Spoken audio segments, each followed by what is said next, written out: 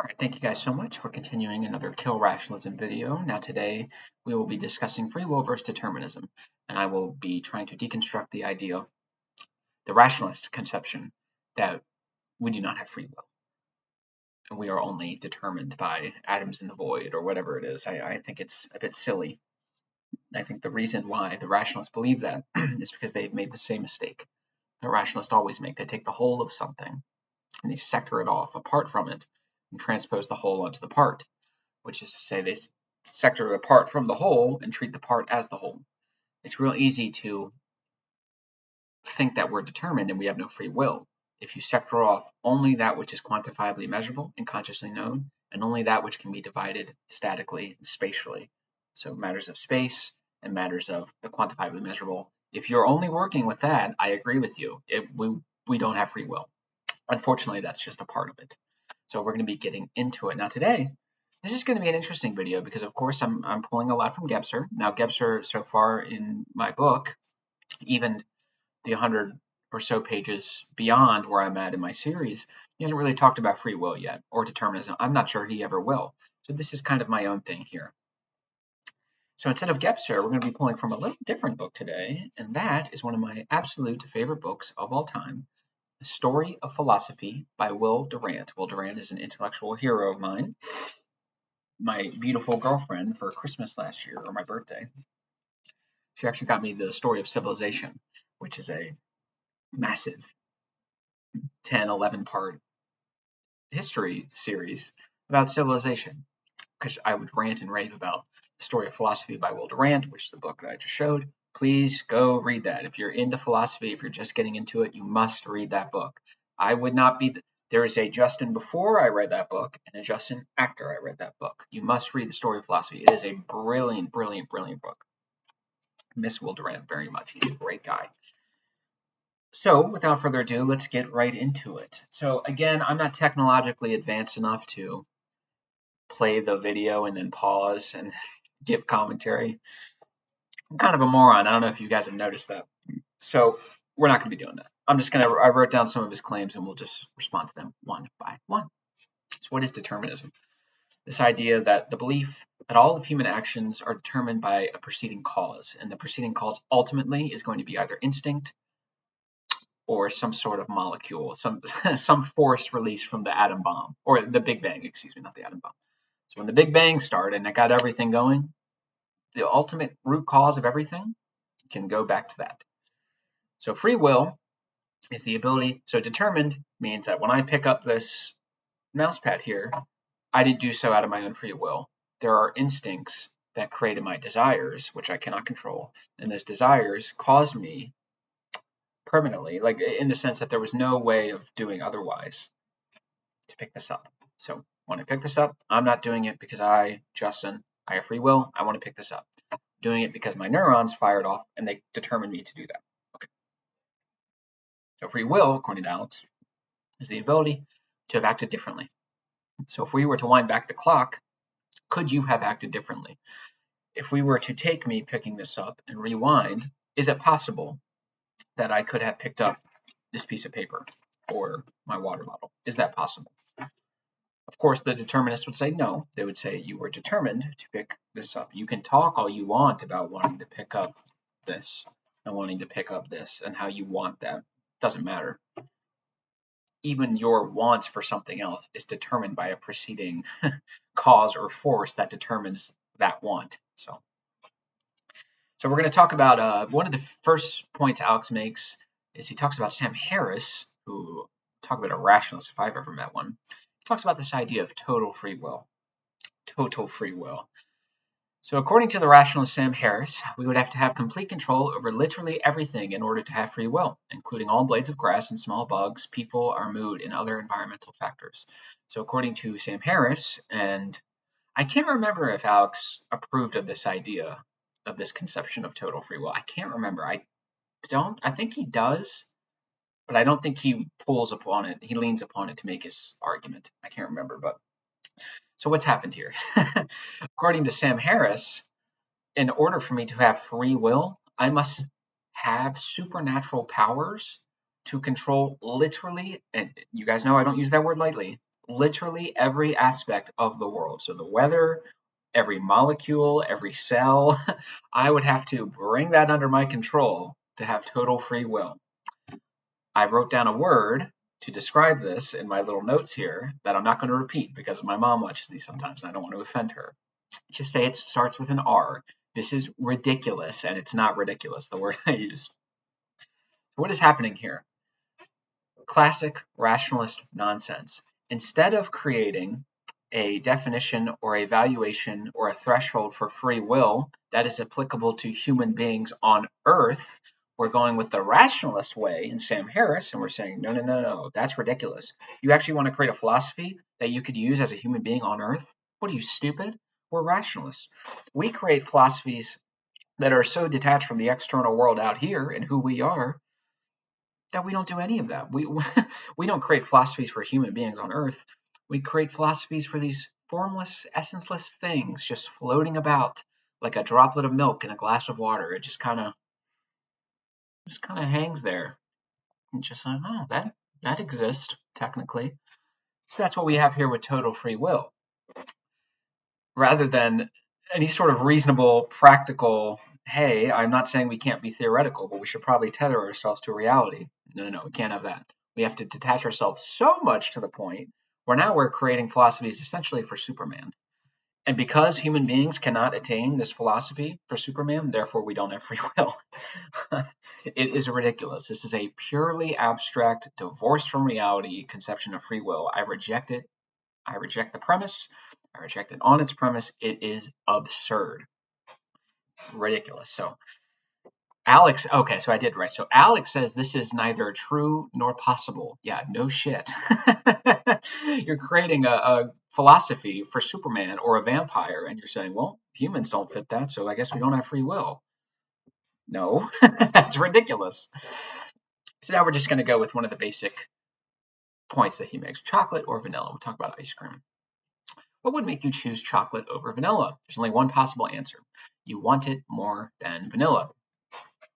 But can you control what it is you want? Not a chance, according to Alex. So we can see what's happening. I want vanilla. I have my vanilla here. I have my chocolate here. Which one do I want?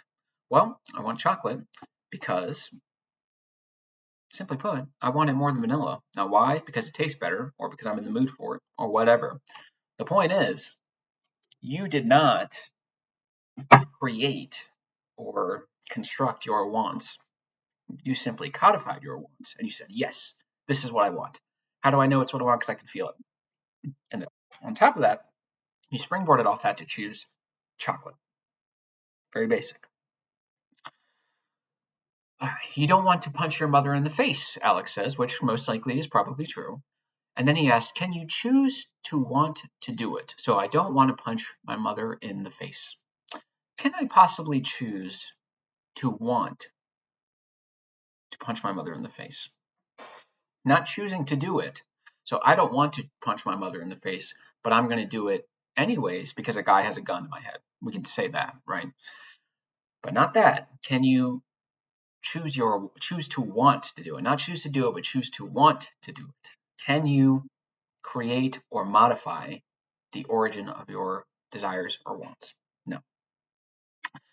I made a separate point, but I don't think I teased it out well enough to bring in here. I don't think it's relevant enough. It's just bogging us down. But the point is, we can see what's happening with chocolate and vanilla. I want chocolate. Why? Because I want chocolate.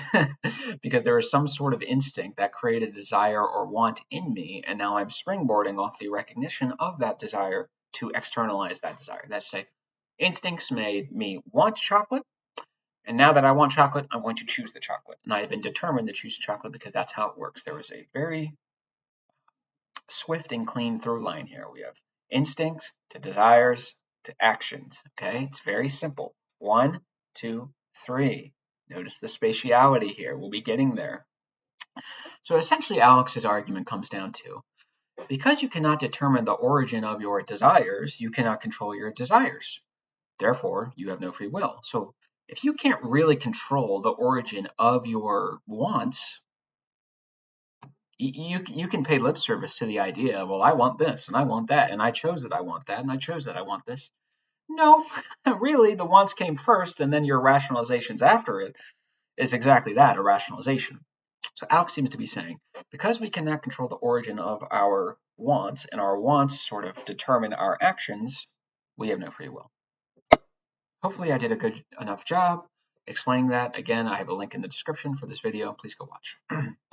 Okay, so now we're going to get into a little bit of the refutation. So the origin of my wants is irrelevant. That's my thesis.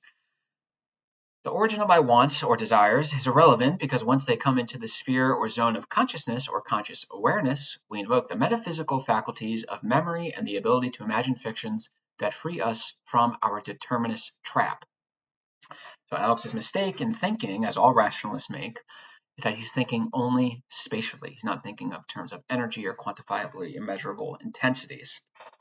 So it does not matter to me. This is the total free will stuff that I was talking about. I don't need to have complete control over the origin of my desires, because once they come into conscious awareness, I can invoke all these metaphysical faculties that we'll be explaining more specifically, but essentially afford us free will. And we're going to be getting into specifically how that happens. So whether I can control the origin of my desires is irrelevant. Once they're in there, I, because of the power of consciousness, have the ability to pause, manipulate, or follow through with those desires should I choose. Think of it this way. I'm a big soccer fan. The rules of soccer are a product of the brain. We thought these out, right? Having said that, if I were to give you a brain scan, you will never find the rules of soccer on that scan. Why? Because these scans can only reduce what is quantifiably measurable and consciously known. The invocation of these faculties, their actual contents themselves, excuse me, these are all immeasurable. They are not tangible. They cannot be grasped upon by the rational mind. Excuse me, I'm sorry, I just ate. But just because they won't show up on a brain scan, that doesn't mean they don't exist, the rules of soccer. There are aspects of the human condition, simply put, that cannot be quantifiably measurable and consciously known, and it is those aspects that afford us free will, and we're going to see why specifically. So like I said, his mistake is thinking, as all rationalists do, exclusively in terms of space. But time as an intensity intensifies in the form of memory that allows us to recall multiple moments of duration in a single intuition, that is to say, time as an energy, which frees us from the automatic trappings of instinct and drive. So one of the key points when we invoke the metaphysical faculties of memory, the contents of which will never show up in a brain scan, that gives us pause. So we have all these instincts and forces driving us towards an action, but as we're being driven towards that, as we're externalizing those drives, we have memories. And because time is an energy, time intensifies and presents to our conscious awareness different moments of duration, in this case in the past, that guide us towards more fruitful decisions. So let's give an example. I'm typing in my computer, and right now, let's say the instincts are going. I'm not really thinking, I'm not doing any consciousness, but then I have a memory. And I think to myself, you know what? The past 3 times I did this, I made a big mistake. I did not save my PowerPoint, my Word document. And because I didn't, I accidentally made another mistake and deleted all them.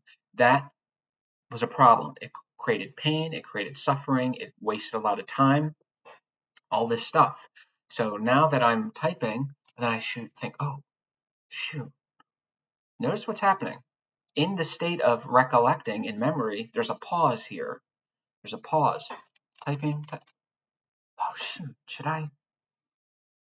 Yeah, I need to save this. Okay. There's a pause where everything is being brought up to consciousness, and that frees you from the direct determinist forces that determine you to do A or whatever it wants you to do.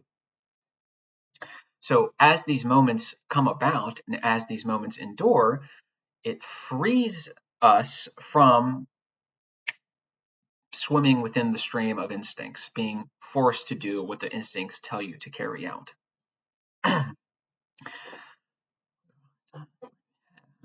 Okay, let's see.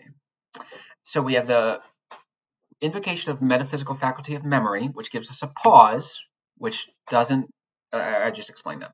But then we can also invoke another aspect, which is the ability to imagine fictions. So now I'm doing my thing. I pause because of memory, which presents multiple moments of duration in my conscious awareness in the moment, emphasis on the temporal aspect, time. Because of that, I have freed myself from A to B to B to C. Now I can do A to B, pause, B to G, pause, G to Z, pause, back to C. There you go.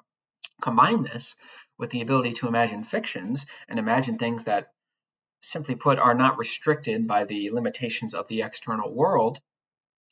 These two faculties, I believe, more than free us up from the determinist nonsense that we have no free will or anything like that.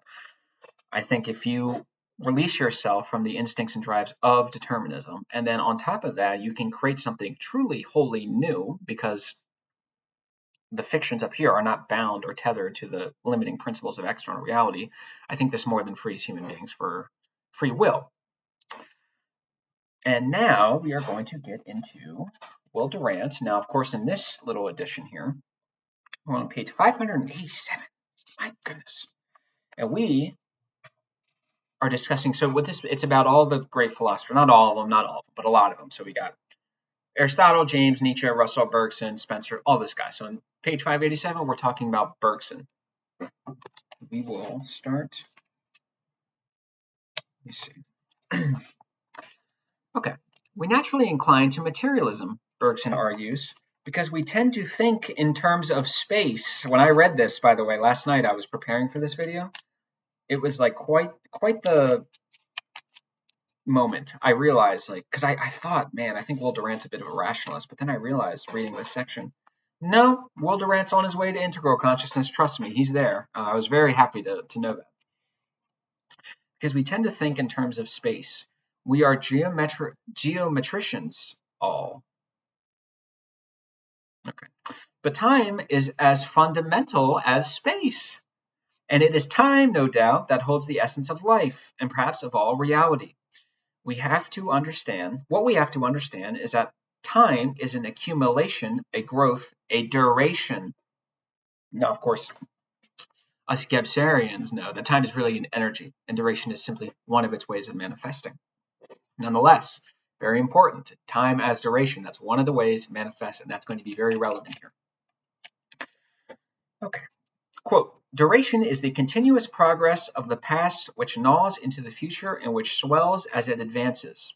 It means that the past in its entirety is prolonged into the present and abides there actual and acting.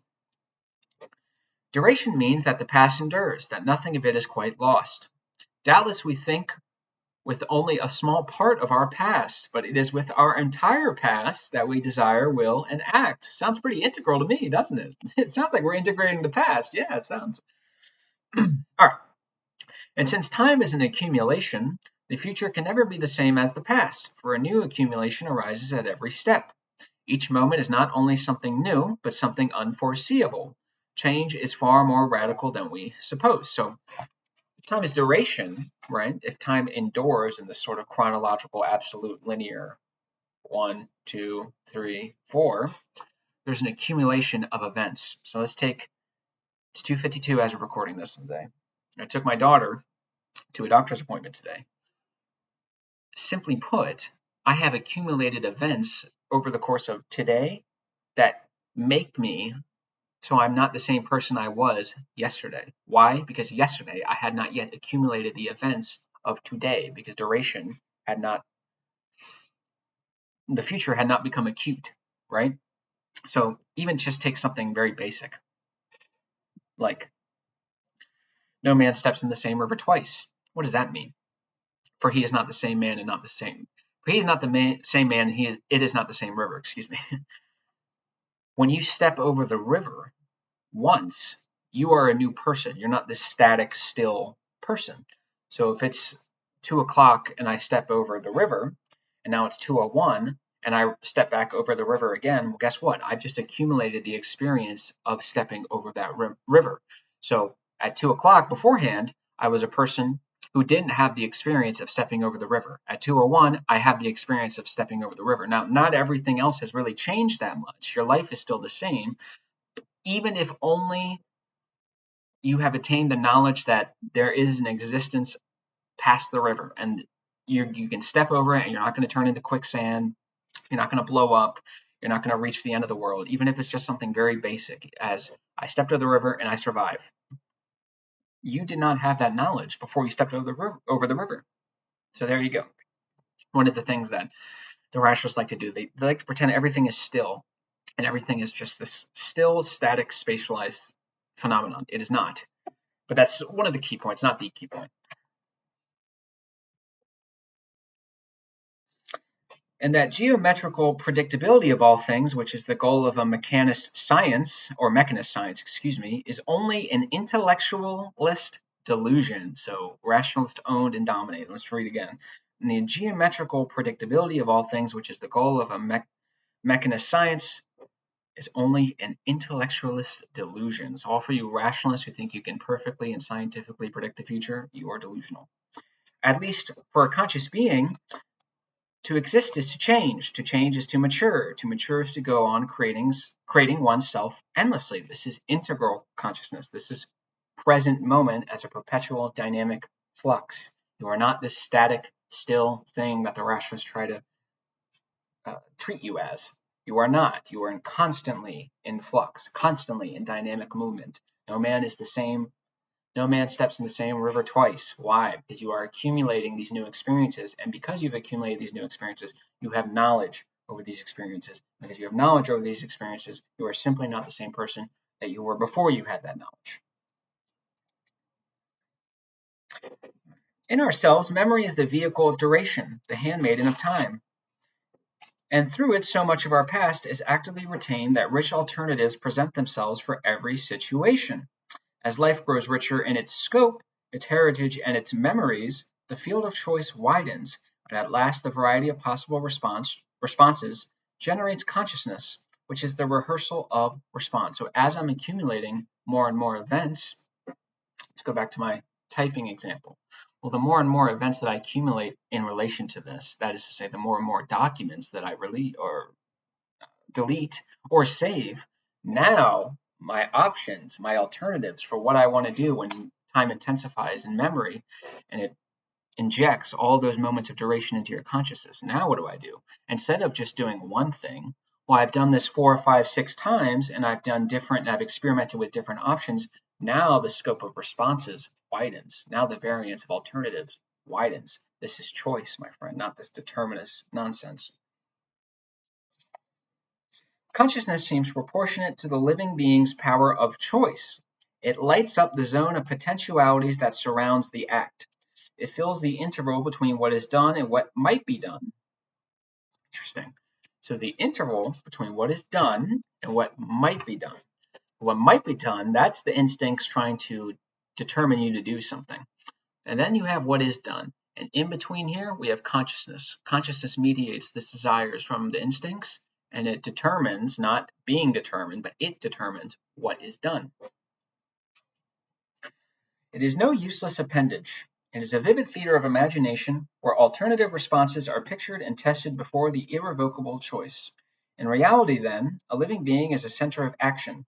It represents a sum of contingency entering into the world. That is to say, a certain quantity of possible action. Man is no passively adapted machine. He is a focus of redirected force, a center of creative evolution. And then he says, free will is a corollary to consciousness. To say that we are free is merely to mean that we know what we are doing. Now this is where we get specifically how memory affords us free will. The primary function of memory is to evoke all those past perceptions which are analogous to the present perception. My example, I'm writing. This is the present moment, the present perception. Memory activates and brings back all those previous times that I was on my computer writing, puts you into your conscious awakeness. To the present perception.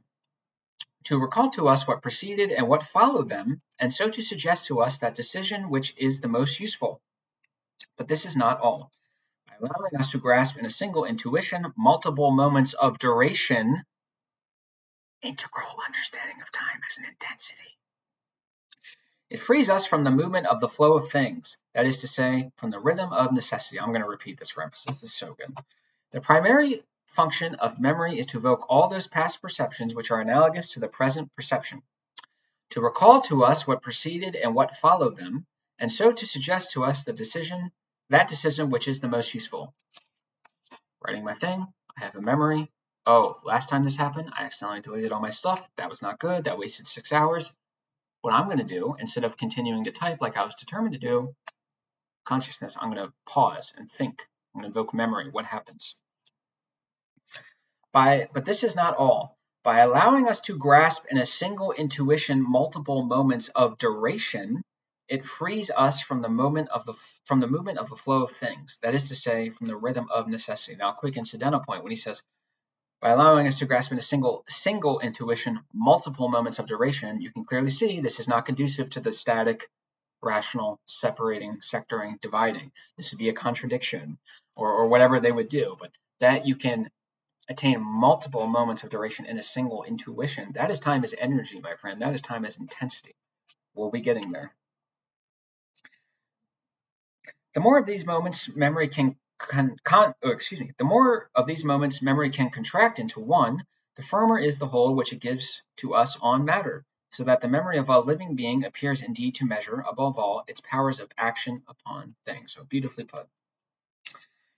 If determinists were right, and every act were the automatic and mechanical resultant of pre-existent forces, motive would flow into action with lubricated ease. But on the contrary, choice is burdensome and effortful. It requires resolution. Let's actually talk about that for a second. So he says, and every act were the automatic and mechanical resultant of pre-existent forces, motive would flow into action with lubricated ease. So think of it like a bear. When a bear is walking in the forest and he hears a twig snap, and it just, boom, reaches for it, just like that. That, my friend, is determinism. Meanwhile, when a human being hears a twig snap, it might turn immediately, but then it has a memory really quickly, and it realizes, oh wait, the last time that happened, I was being trapped. I had some rival tribe. They pretended to snap the twigs to get on my instincts to make me look over, and then they got me. So perhaps I pause and I think, I'm not going to do that this time. I'm going to learn this way. The memory frees us from the ease and the through line from, how does he describe it actually? The lubricated ease of motive into action. That's memory is what gives us pause from that. But on the contrary, choice is burdensome and effortful. It requires resolution, a lifting up of the power of personality against the spiritual gravitation of impulse or habit or sloth. Choice is creation. Creation is labor. Let's see. He says, but the Confucian peacefulness of your dog is no philosophical calm, no quiet surface of unfathomed depth. It is the certainty of instinct, the orderliness of an animal that need not and cannot choose. In the animal, invention is never anything but a variation of the theme of routine. Shut up in the habit of the species, it succeeds, no doubt, in enlarging them by its individual initiative, but it escapes automatism only for an instant, for just the time to create a new automatism. The gates of its prison close as soon as they are opened. By pulling at its chain, it succeeds only in stretching it. With man, consciousness breaks the chain. In man, and man alone, it sets itself free. That's another thing. I don't believe that rocks have free will because they don't have consciousness. They don't have the metaphysical faculties of memory and the ability to imagine fictions. Mind, then, is not identical with brain. Oh, this is kind of interesting. Consciousness depends upon the brain and falls with it, but so does a coat fall with the nail on which it hangs, which does not prove that the coat is an epiphenomenon, an ornamental ectoplasm of the nail. So they're two separate things, the nail and the coat. They have their own separate ontologies, even though one might rely on the other. And when one goes down, the other goes down. That doesn't mean that they're necessarily linked.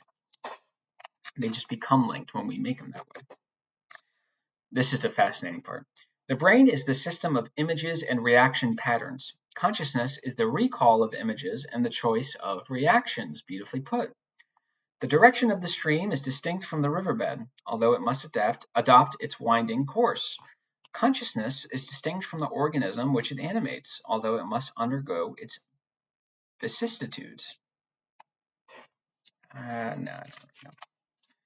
Okay. So it says, why is it nevertheless that we seem to think of mind and thought in terms of matter in the brain? Check this out for all my Gebserian folks out there. Think of mind and thought in terms of matter and the brain. It is because that part of our mind, which we call the intellect, that is, say, the rational aspect, is a constitutional materialist. Quantifiably measurable, consciously known, perspectivity, baby, right here. See? It's not just Gebser. Everyone sees it, okay? Is a materialist, which means it is confined to space, which is perspectivity. Rational thought and perspectivity are wholly linked. You cannot separate them. It was developed in the process of evolution to understand and deal with material spatial objects. From this field, it derives all its concepts and its laws, vanishing points, and its notion of a fatalistic and predictable regularity everywhere. Our intellect, in the narrow sense of the word, is intended to secure the perfect fitting of our body to its environment, to represent the relations of external things among themselves, external things. In short, to think matter, objectified space. It is at home with solids, inert things. It sees all becoming as being as a series of states. It misses the connective tissue of things, the flow of duration that constitutes their very life. So what we're about to see is, duration is that manifestation of time that creates the flow, the energetic, dynamized, perpetual flux flow of the world. Look at the moving picture. It seems to our tired eyes to be alive with motion and action. Here, surely, science and mechanism have caught the continuity of life. So, of course, when I'm watching a movie, there's a continuity here. When the guy pulls out a gun and shoots the guy in the head, he's not just pause, pause, pause, pause, and then shoots, right? It's this full on. The moving picture does not move. It is not a picture of motion. It is only a series of instantaneous photographs, snapshots, taken in such rapid succession that when they are thrown in rapid succession upon the screen, the willing spectator enjoys the illusion of continuity, as he did in his boyhood with thumbnail movies of his pugilistic heroes. But it is an illusion nonetheless, and the cinema film is obviously a series of pictures in which everything is as still as if eternally congealed. So when I'm watching a movie and we see that continuous motion, it's not really a continuous motion. It's a series of static and still images that are combined one after the other in such a rapid succession that it simply appears as if things are in motion. Now, of course, the intellect does that. The intellect is the static, still, spatialized images, and only once they put them together it appears continuous. It appears like there's an energy and a free will here. That's what the intellect does. It divides into static states and then it combines them and to give an appearance of flux and energy and dynamism. Here we go. And as the motion picture camera divides into static poses the vivid current of reality, so the human, oh shit. Thank you. And as the motion picture camera divides into static poses the vivid current of reality, so the human intellect catches a series of states but loses the continuity that weaves them into life. Why? Because space is static. It is still. Everything is separate and still.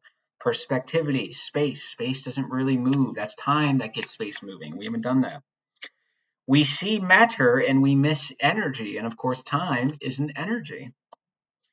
We think that we know what matter is, but when at the heart of the atom we find energy, we are bewildered and our categories melt away. It sounds like the fourth dimensional space-time is usurping the three-dimensional space, and the rationalists, who are confined in their perspectivistic spatial confinement mode of thought, cannot account for time as it is. Bergson doesn't have that problem. That's why he's not a rationalist like you guys. No doubt, for greater strictness, all considerations of motion may be eliminated from mathematical processes, but the introduction of motion into the genesis of figures is nevertheless the origin of modern mathematics. Check this out. Nearly all the progress of mathematics in the 19th century was due to the use of the concepts of time and motion, in addition to the traditional geometry of space. This is four-dimensional space-time, my friend. Let's see. But it is our own fault if, by insisting on the application of physical concepts in the field of thought, we ended the impasse of determinism, mechanism, and materialism. The merest moment of reflection might have shown how inappropriate the concepts of physics are in the world of mind. We think as readily of a mile as of a half a mile, and one flash of thought can circumnavigate the globe. You could see time as an energy can conquer space. I can think of one flash of thought, I can conquer the whole space. Our ideas elude every effort to picture them as material particles moving in space, or as limited by space in their flight and operation. Life escapes these solid concepts. So life is that sort of energy. For life is a matter of time rather than of space. It is not a position, it is change.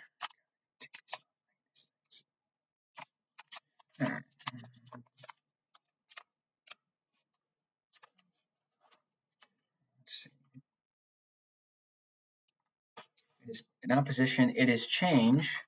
It is not quantity so much as quality. It is not quantity so much as quality. It is not a mere redistribution of matter and motion. It is fluid and persistent creation. How then shall we catch the flow and essence of life, if not by thinking and the intellect? But is the intellect all? Let us for a while stop thinking and just gaze upon that inner reality, ourselves, which is better known to us than all things else. What do we see? Mind, not matter. Time, not space. Action, not passivity. Choice, not mechanism. We see life in its subtle and penetrating flow, not in its states of mind, not in its devitalized and separated parts, as when the zoologist examines a dead frog's legs or studies preparations under a microscope and thinks that he is a biologist studying life. So, again, it appears that we have free will. We don't have free will, excuse me. If you take everything, make them static, separate them, and ignore all the energy that dynamizes and vitalizes these static objects. This direct perception, this simple and steady looking upon a thing, is intuition. Not any mystic process, but the most direct examination possible to the human mind. Spinoza was right. Reflective thought is not by any means the highest form of knowledge. It is better, no doubt, than hearsay, but how weak it is beside the direct perception of the thing itself. So now we're going to be talking about the importance of intuition. And this is important because it's not usurping rationality. That would be stupid. It's balancing rationality. We can use intuition to pick up on the energies and forces that dynamize and activate or spatialize objects, but you can't do that rationally. You have to divide and statically separate them. A true empiricism is one that sets itself the task of getting as close as possible to the original, of sounding the depths of life, of feeling the pulse of its spirit by a sort of intellectual oscillation. We quote unquote listen in on the current of life, which is to say, time is to be heard, not to be externalized. By direct perception, we feel the presence of mind. By intellectual circumlocution, we arrive at the notion that thought is a dance of molecules in the brain. Is there any doubt that intuition here beholds more truly the heart of life? Do I want to keep going?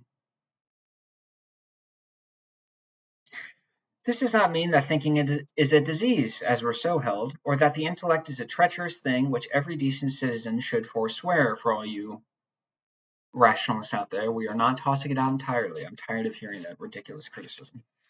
The intellect retains its normal function of dealing with the material and spatial world, and with the material aspects or spatial expressions of life and mind.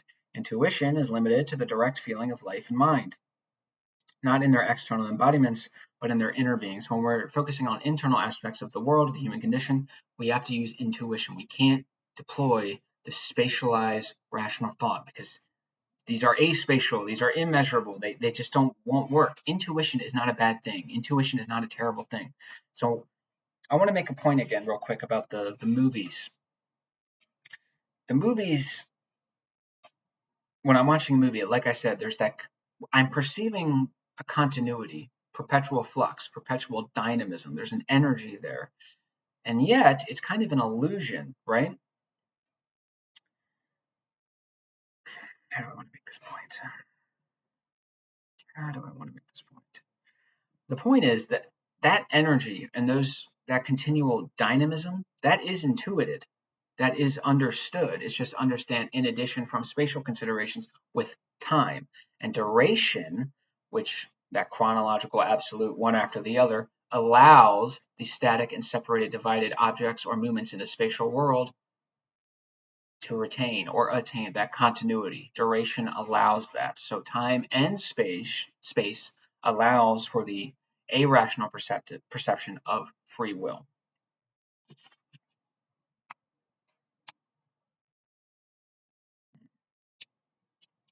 Let's see. I have never maintained that it was necessary to put something different in the place of intellect, or to set instinct above it. I have simply tried to show that when we leave the domain of mathematics and physics to enter that of life and consciousness, we must make our appeal to a certain sense of life, which cuts across pure understanding and has its origin in the same vital impulse as instinct, although instinct, properly so called, is quite a different thing. Nor do we try to refute intellect by intellect. We merely adopt the language of the understanding, since only the understanding has a language.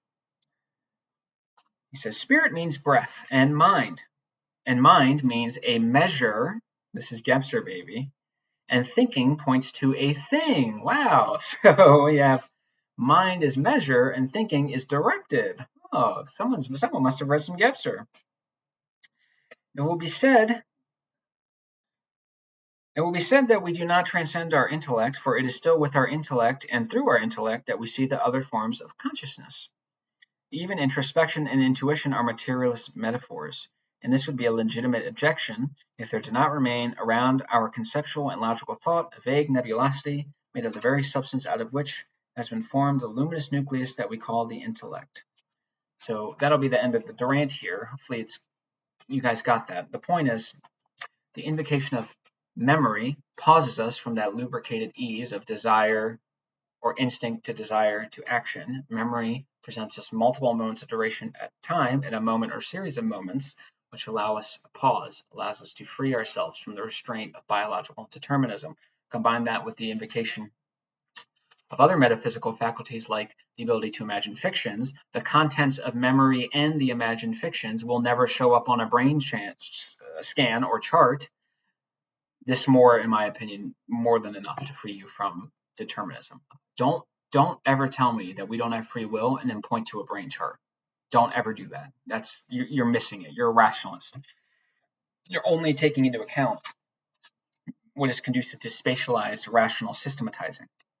But these quantifiably immeasurable energies, whether it be in the form of memory, time, or whatever, once we incorporate that into our analysis, we can see that no, free will does exist, and we all know it exists. We all intuit that exists.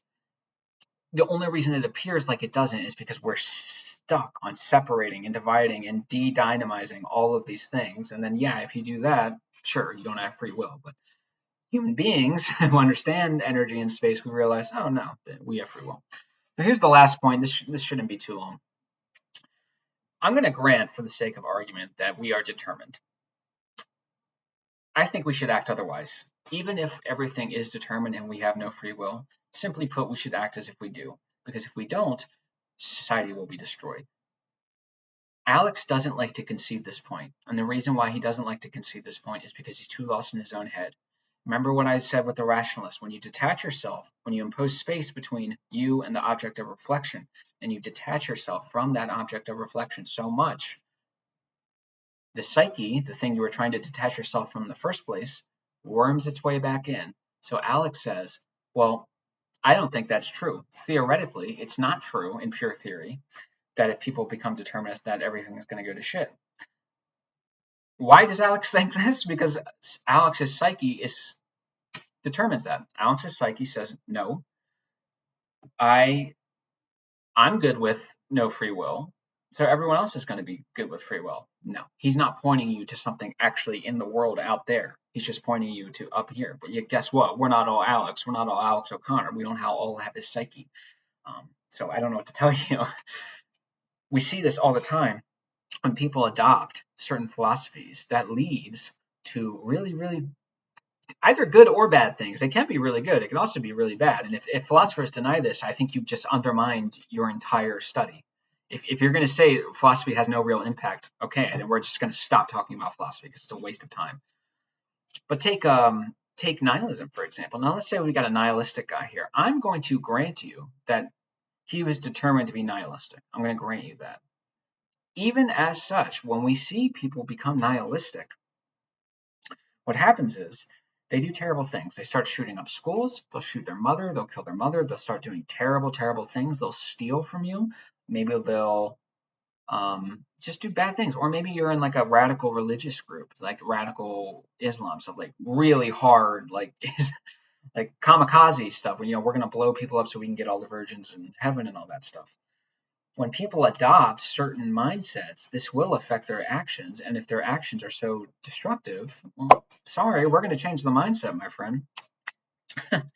So even if everything is determined, I don't particularly care. We're going to pretend we have free will anyways, if only to protect our civilization. Now, here's what's going to happen. I can already tell what's going to happen. Alex or the rationalists will hear this and they will look at me and they will say, you are an unprincipled anti-truth seeker. You don't care about truth. You don't care about objective truth. You only care about your feelings. What is happening?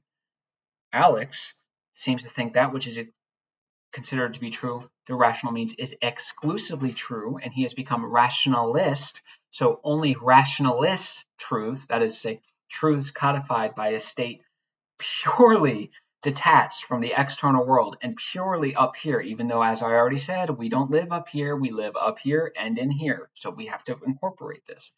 He's going to tell me I don't actually care about truth.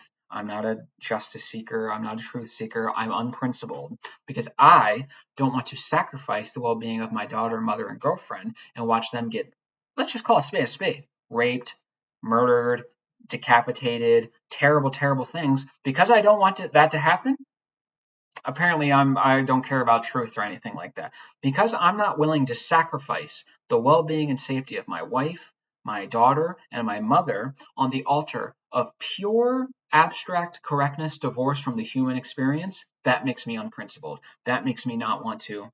That makes me someone who doesn't really care about truth, and you're just the feelings. Yeah, no one cares. It's delusional. It's ridiculous. I hope you guys enjoyed this. I apologize if I was getting a little muddy there for a second. I'm a little tired with all the baby stuff going on, and I do apologize. You guys are the best. I hope you guys keep enjoying this series. I have just a blast making these, and if nothing else, it generates some really cool ideas. So thank you guys so much. I will see you guys soon, and I hope you guys are thriving. Thank you guys.